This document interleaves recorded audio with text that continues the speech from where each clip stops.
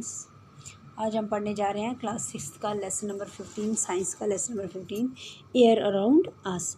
तो हमने कल ये पढ़ा कि हवा हर जगह पे है, एयर इज़ प्रेजेंट एवरीवेयर।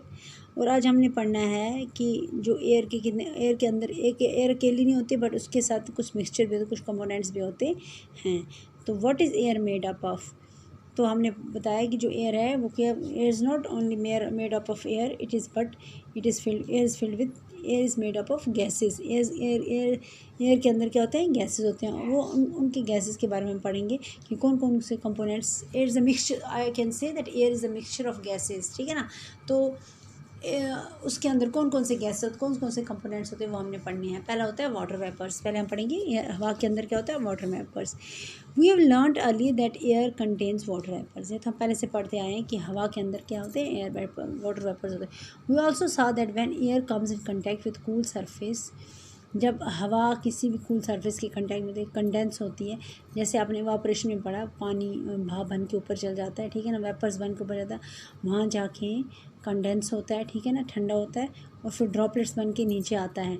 इसी तरह with cool surface it condense and drops of water appears, ठीक है ना, on cool surface. The presence of water vapours in air is important for the water cycle in nature. तो जो ये water vapours है हवा के अंदर, इसी से क्या होता है, वाटर साइकिल बनता है नेचर के अंदर। वाटर साइकिल मतलब जैसे फिर से वो बर्स के नीचे आते हैं, क्या, ये वाटर ड्रॉपलेट्स, फिर से वो फिर उन पे ऊपर धूप पड़ती है, फिर से उसके वेपर्स बनते हैं, ऐसे ऐसे ये प्रोसेस चलता रहता है। तो वाटर वेपर्स होने बहुत ज़्यादा इंपॉर्टेंट है एयर में, ताकि for water cycle in nature, ताकि वाटर साइकिल बन सके कुदरत की तरफ से नेचर के अंदर, ठीक है ना, ठीक है ना। फिर सेकंड कंपोनेंट है इसका ऑक्सीजन। और क्या, एक तो हमने पढ़ा वाटर वेपर, दूसरा है इसके अंदर ऑक्सीजन।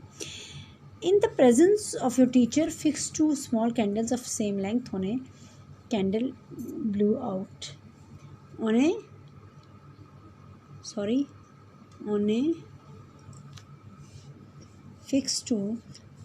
टेबल, सॉरी, ठीक है ना। क्या करना है, in the presence of your teacher you have to fix 2 candles of same length.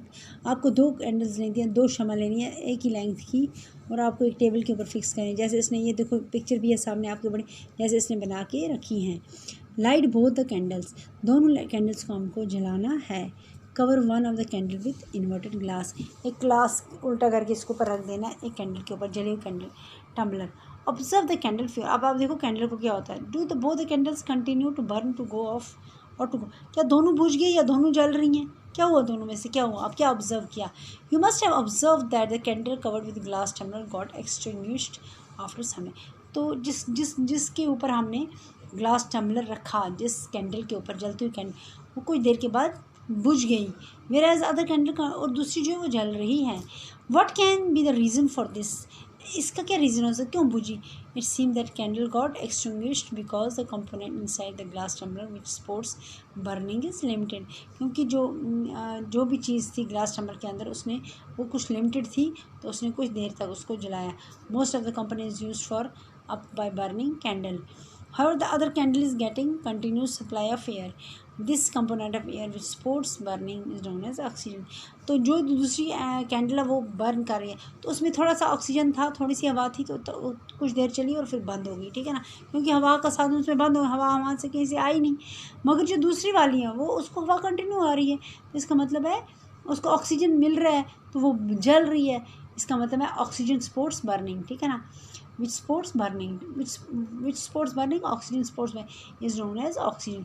इससे ये भी पता चलता है कि हवा के अंदर क्या होता है, ऑक्सीजन होता है, तो उसी ऑक्सीजन से क्या होती है, बर्निंग होती है। फिर एक और कंपोनेंट है इसके अंदर, दैट इज़ नाइट्रोजन। मैंने बोला air is a mixture of gases, one gas is oxygen, another one is nitrogen. In activity third, did you observe that air is still present in glass bottle. हमने एक activity पढ़ी जिसमें हमने बताया कि हमने एक बॉटल, खाली बॉटल थी, उसको हमने उल्टा किया, तो उसको पानी के टम्बलर में रख दिया, तो वो पानी उसके अंदर नहीं भरा। फिर जब हमने उसको थोड़ा टिल्ट किया तो पानी शुरू हो गया, उसके अंदर क्या थी, हवा होती है खाली बोतल के अंदर। Still present the glass bottle even after dark room, no open the, no sorry, even after, तो कौन पढ़ना, इवन आफ्टर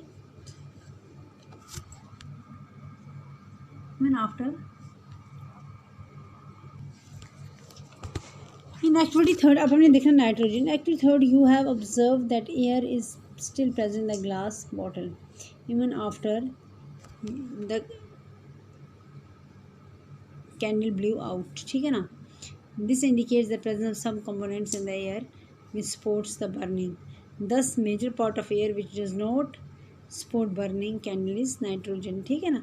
तो क्या मतलब इसका, इन एक्टिविटी थर्ड आपने ऑब्जर्व किया the air is present in glass bottle even after the candle blew, candle जल गई, कैंडल बंद हो गई, फिर भी वहाँ उसके अंदर क्या थी, हवा थी। This indicates the presence of components in the air.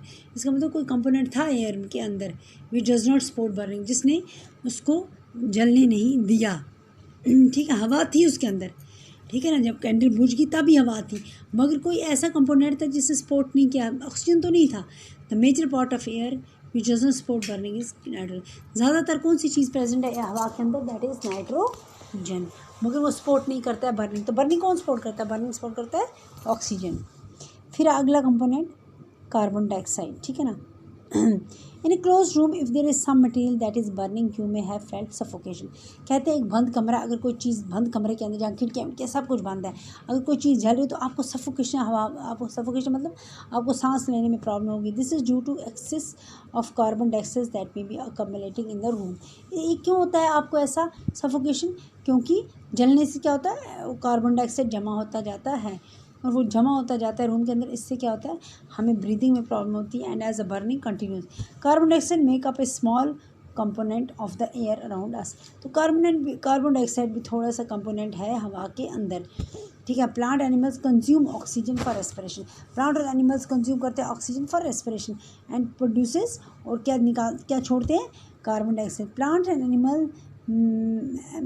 Animal matter also consume oxygen on burning, ठीक है ना। वो क्या छोड़ते हैं, oxygen and few other gases, ठीक है ना, जलने के बाद, ठीक है ना। It is advisable not to burn dry leaves. तभी हमें बोला जाता है कि जो सूखे पत्ते हैं वो जलाने नहीं चाहिए। And discarded remains of crops, जो क्रॉप्स के कुछ बाकी रह गए ना, जैसे क्रॉप हमने काट ली, जो बाकी कुछ रह जाता है उसको नहीं जलाओ, क्योंकि ये पोल्यूट करता है हमारे हवा को, ये हमारी सराउंडिंग को, क्योंकि कार्बन डाइऑक्साइड की क्वांटिटी बढ़ती जाती है एनवायरनमेंट के अंदर, तो इससे पोल्यूशन होती है, ठीक है ना। नेक्स्ट इज अगला है डस्ट एंड स्मोक, ठीक है।